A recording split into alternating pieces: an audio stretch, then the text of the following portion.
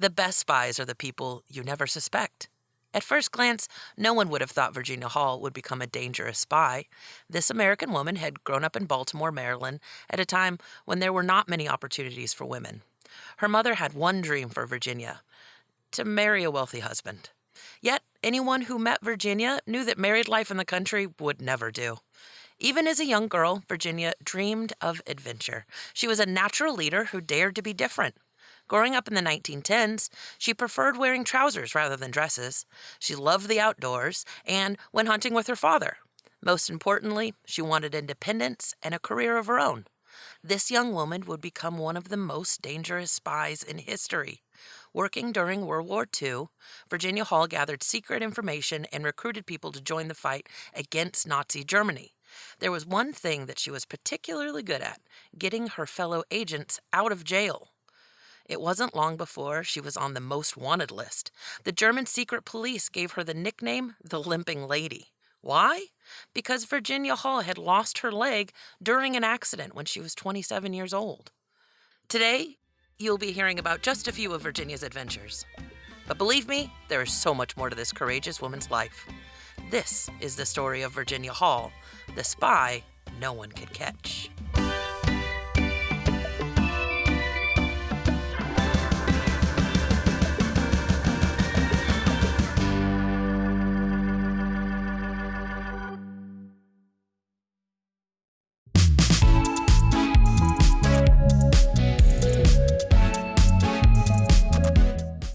Hi, young historians. Welcome to another episode of Anytime Now. I'm Brooke, co-founder of Honest History. I don't know about you, but I love learning about spies. As a kid, I was known for being the friend who wrote messages in code or had spy gadgets that could help me hear better or see more clearly in the dark. So you can imagine how excited I am for today's episode. Virginia Hall was an unlikely spy for many reasons. For one, she was a woman, and at the time, almost all spies were men. Virginia also had an amputated leg, which put her at an even greater disadvantage. But, as we've learned time and time again on this podcast, nothing can stop a determined mind. As you listen to this episode, think of all the times Virginia could have given up. Make a list of all the people she helped and how their lives were forever changed thanks to the determination and gumption of one brave American woman. Now, without further ado, let's go back in time and learn about the incredible life of Virginia Hall.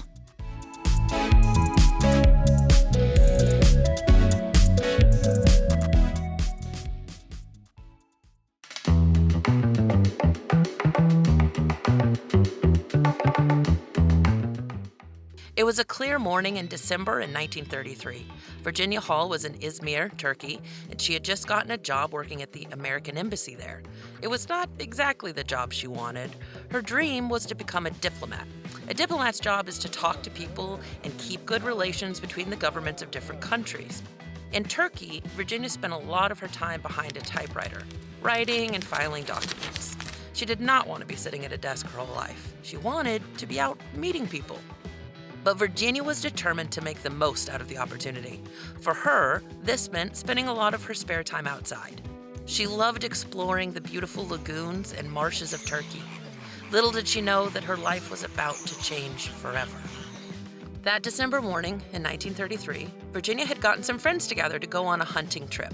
She climbed over a wire fence and began running through the reeds looking for birds. But as she ran, she tripped. She felt herself begin to fall, and her rifle got stuck on her coat. Virginia reached out to grab the gun. Suddenly, there was a loud bang. Virginia had accidentally fired the rifle straight into her foot. She fainted and fell into the muddy waters. The wound on her foot was very bad, but after a few days, the doctors thought they had saved it. They did not realize that she had developed an infection. Her foot began to turn black. As the infection spread, Virginia was in terrible pain and incredible danger. With no other option, the doctors decided to amputate part of her left leg, just below the knee. Virginia was finally able to return home to the United States in the summer. The past few months had been incredibly difficult. Once home, she was fitted with a wooden leg. It was hollow inside and it had a metal heel. It weighed about 8 pounds. She called her leg Cuthbert. Cuthbert could be quite uncomfortable. She attached it using leather straps, but these straps would often rub and chafe her skin. It was not easy getting around. Of course, she could not flex her ankle, so going up and down steps was difficult. But Virginia was determined to not give up on her dream. Time and again, Virginia had applied to be a diplomat and was rejected. In those days, not many women were hired as diplomats. Although she scored well on the exams and she could speak 5 languages, she found it impossible to get the job. After her accident, she applied to become a diplomat once again. She was given the bad news. Apparently, the State Department had a rule. They did not allow amputees to become diplomats. Frustrated, Virginia decided to leave the United States. Surely she could find somewhere or someone who wanted to hire her. She arrived in Britain and offered up her services to the British Army. At that time, Britain had just declared war against Germany. It was 1939, the year World War II began. The British Army rejected her on the spot. Virginia was American, and they did not want a foreigner serving in their army. So she decided to travel to France. Finally, she found a job. She would be driving ambulances for the French army. As an ambulance driver, Virginia saw her fair share of battle. In fact, she was in France when it was invaded by Nazi Germany. As the German soldiers spilled into France, Virginia and many others began to flee. She was in Spain trying to find a way to get to Britain when a man walked up to her. He introduced himself as George Bellows and offered to get her to Britain. Virginia thanked him and they began talking. She told him about her experience driving ambulances. Virginia wanted to help France fight back against Nazi Germany. Bellows was intrigued. Who was this brave woman? And as they said goodbye, he handed Virginia a small piece of paper. "It has a phone number of a friend in London," he told her. "Please call him when you arrive." Little did Virginia know that George Bellows was an undercover British agent. And the phone number he just gave her? It was the number to a secret service. It was called the Special Operations Executive, or the SOE for short. It was the British Prime Minister Winston Churchill's new secret army. The SOE agents were sent on some of the most dangerous missions. This was the beginning of Virginia Hall's career as a spy. It was not long before Virginia joined Britain's SOE. For the next few months, she worked secretly in France. She wanted to get the French people to rise up against Nazi Germany. She gathered information and recruited people to join the French resistance. Virginia was working in Lyon, France, when she heard terrible news. 12 of her fellow secret agents had been captured. Half of them were British, the other half were French, and they were all being held in a prison camp in France called Périgueux. No one escaped from Périgueux. With its high, strong walls and iron gates, there's little hope of breaking free.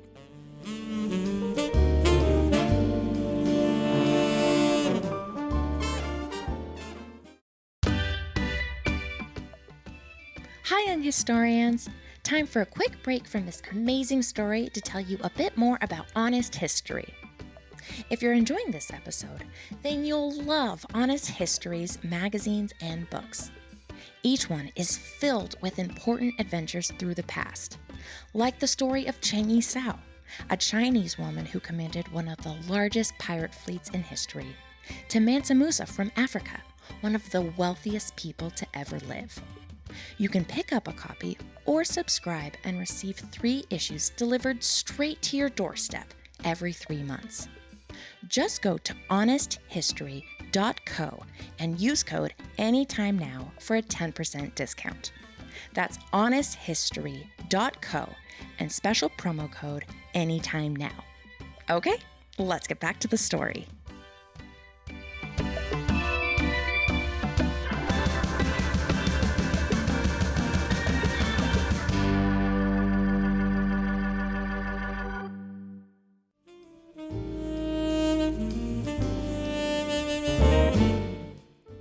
The prison was dark and cold, and the men could hear the constant scurry of rats across the floor. It had been 6 months since they were captured. By now, they were losing hope. They were starting to believe that no one would save them. Luckily for them, Virginia Hall was crafting an escape plan. Virginia grabbed her things and traveled to another town in France to meet with a U.S. admiral at the American embassy. She was hoping he could help get the men out. The admiral needed some convincing, but after speaking with Virginia, he promised to do what he could. The news came swiftly, but it was not what Virginia hoped for. The men would not be released. Instead, they would be moved to a new location, an internment camp at Muzak. The conditions were a bit better at the internment camp than in Périgueux, so that at least was good news. Once the men arrived at the camp, they were relieved to find that they could see the outside world. At Périgueux, they had been locked inside. At the camp at Muzak, the men were given their own hut, they could cook their own food, and even shower once a week. Outside the camp, Virginia and a French woman named Gabby Bloch made a plan to get the men out. Gabby Bloch was the wife of one of the men who had been captured. By now, the Germans already knew who Virginia Hall was. They knew exactly what she looked like, so she had to be careful. That's when Virginia had an idea.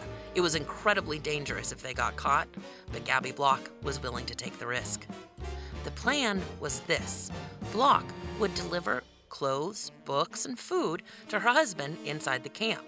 But these weren't just any old packages. Inside one of the jars of jam, Virginia hid a tiny file. Inside the pile of clothes, there was a wire cutter. She sent tins of sardines that gave the men a bit of metal to work with. Finally, Virginia hollowed out one of the books. Inside, she placed a small screwdriver and a hammer. Soon, the men had everything they needed. They were going to make a key for the door. Virginia was able to convince an older French priest to help. He had been in the army and lost his legs during battle. He would often visit the men to lift up their spirits. One of the days the priest visited, he asked to go inside the men's hut. Once inside, the priest whispered to the men, "Look under my robe where my legs should be." The men lifted up the robe and were shocked. There was a radio. They would be able to send messages back to London. Back in England, the SOE received a surprising message. It was from inside the internment camp. The message listed the names of the captured men and told London about their plan. They were going to escape. Everyone in the SOE was shocked. How on earth did it get a radio inside the camp? The answer? Virginia Hall. When the men finally made the key and got it working, it was time to escape.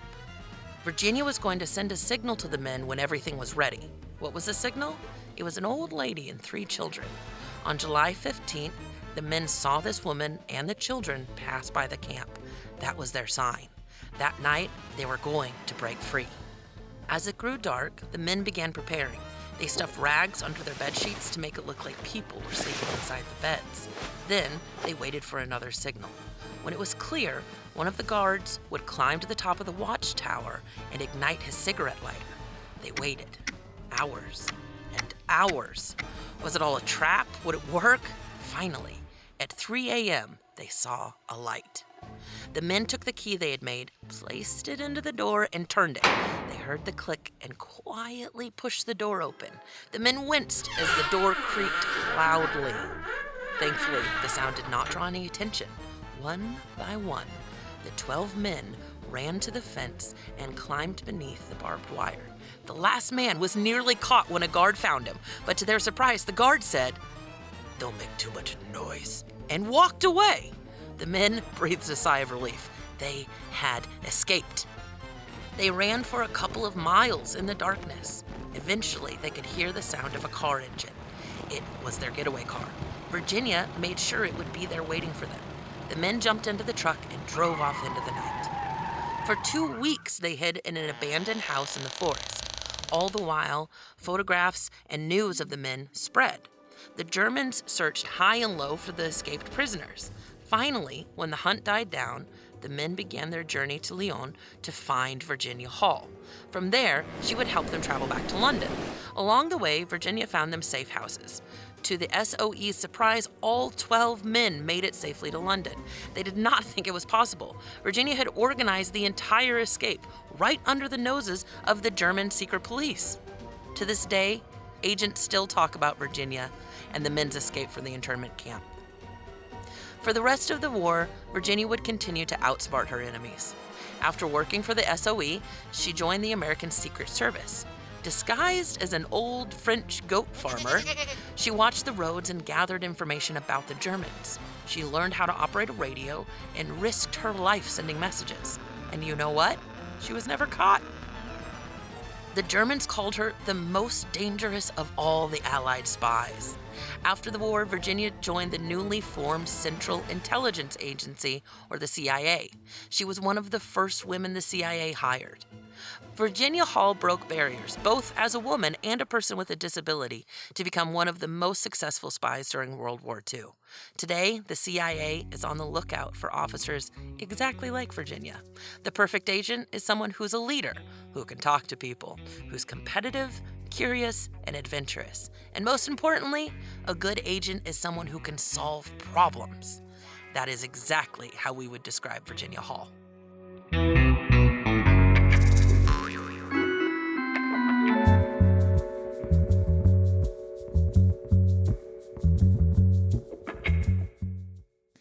Welcome back. Talk about an unstoppable woman.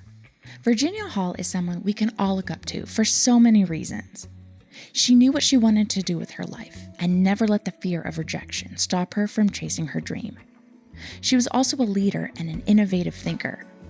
Most often, the people who make history are the ones who are not afraid to be different. They are the leaders who take their unique qualities and use them for the good of all people. Those are the history makers and shakers of the world. And the next time someone makes fun of you or tries to put you down for being different, I hope you think of Virginia Hall. She didn't let a few no's and a disability stop her from making history. And neither will you. Who knows? Maybe one day people will be reading a history book about you and your acts of leadership that changed the world. That's all for now. But if you want to learn more about spies throughout history, be sure to check out issue 6 of Honest History magazine, A Secret Mission. You can learn all about the brave men and women who risked their lives to protect their freedom and country. See you all next time. This episode was hosted by Arlo Weierhauser and written by Heidi Coburn. Production was led by Randall Lawrence. To learn more about this episode, including more about the host, visit us at honesthistory.co and follow along for updates on social media at Honest History.